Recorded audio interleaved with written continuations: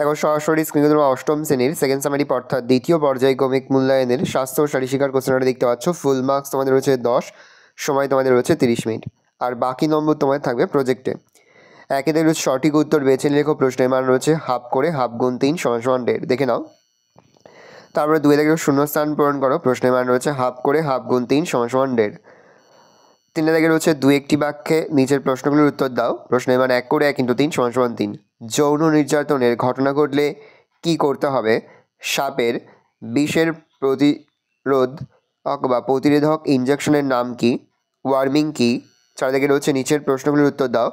কালাজ সাপ কামড়ানোর লক্ষণগুলি কি কি? চোট আঘাতের ক্ষেত্রে বরফ বা আইস ব্যবহারের ফলে কি কি উপকার পাওয়া যায়? ভালো করে দেখে নাও। এই রয়েছে টোটাল তোমাদের সেকেন্ড সামারি অর্থাৎ দ্বিতীয় পর্যায়ক্রমিক মূল্যায়নের অষ্টম শ্রেণীর স্বাস্থ্য ও শারীরশিক্ষার কোশ্চেন পেপার। ভালো কোশ্চেনটা দেখে নাও।